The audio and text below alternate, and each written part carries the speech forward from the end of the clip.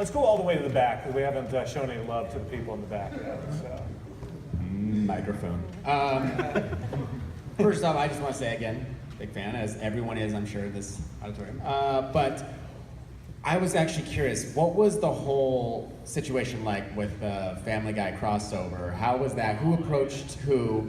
How did that come about? And was there ever like kind of like rivalry, like we want to one up on the jokes or anything like that? They begged us, as I recall. Much like Google, we can't say no. We have a little beer, and then they approached us. Rich Chappelle, who worked on The Simpsons for a long time, is running Family Guy, and we just said, make it funny both ways. And I actually thought it was really funny, and they took a lot of knocks at themselves that I thought helped make it really funny. And I think it was great as a one-time thing. I really love doing Futurama, to have all those voiceover actors and all those guys as well. But I doubt we'll do any more of those because I think it was good to just do them once. Yeah. Well, you guys just gave a shout out to Adventure Time in the recent. That was Matt's idea. Yeah. And Rick and Morty. Very cool. Yeah. Morty. And don't forget about Rick and Morty. Yeah. Dustin Roiland. I'll say one thing on the Family Guy thing was really great because there's a number of not only their writers, but also there are about 7 former Simpson animators who are in key positions at Family Guy. So they actually invited me to come over and work with them and so they can animate the Simpsons style because they wanted to show the contrast in that too, the look and the sort of feel of the shows. They wanted to be true to that. And that was really great of them. They wanted to. Well, a kind of amazing thing that has happened is the show's been on for 28 years, and so many people creating these fantastic shows that are on like Adult Swim and Cartoon Network and Saturday Morning and all these thousands of networks. Like they grew up watching The Simpsons, and that's like their baseline for how good things are.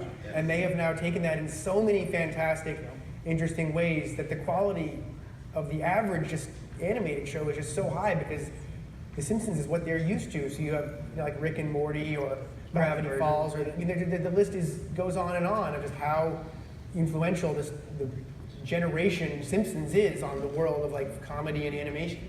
Our big influence was Magilla Gorilla. Yes. Standing on the shoulders of giants. Standing on the shoulders of gorillas. And now he's running for president. He won't let up. I don't like him.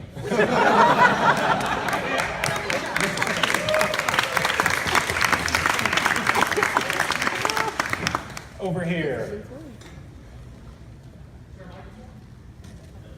Oh, she's got the microphone, so you get the question. Okay. Yeah. I get the question, okay. Mike gets the question, yeah. So what I want to know, 600 episodes, that's amazing.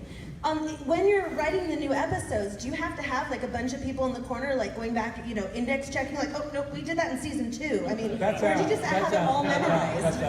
It's me and Matt, as well. And occasionally we let something slip, and I'm very embarrassed. We did one joke twice where it was, we're watching fireworks, and Homer says, let's make some fireworks of our own, and then you see him pouring powder. And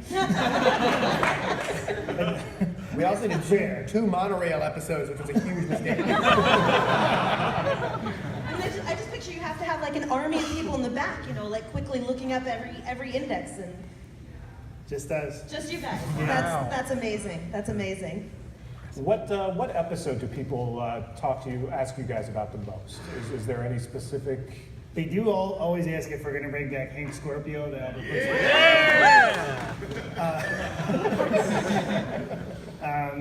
But we've had him back a few times to do different things, and he's always great. But that's another one where I don't know if we'll ever do it. How about the rest of you? Matt, what do people ask you about the most? They mostly show me their tattoos.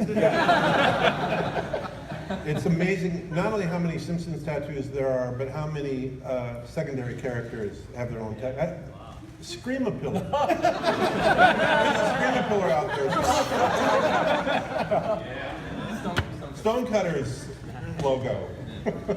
Well, actually, to save time, we're going to do an episode that's just tattoos. How you animate that way. It's not a bad idea. And do they ask you then to sign the tattoos, Matt, or? One time I was at some kind of function, and a guy asked me to draw Bart on his shoulder, and sign it. And as halfway from doing it, I realized, I said, you're not gonna get this made into a tattoo for two reasons. One, it's a bad idea, but number two, I've been drinking and it's pretty spotty. You've been drinking and you don't have the ability to give informed consent. The party went on, and 2 hours later, the guy came back with a bloody arm. Bart Simpson tattoo, yeah. That's amazing.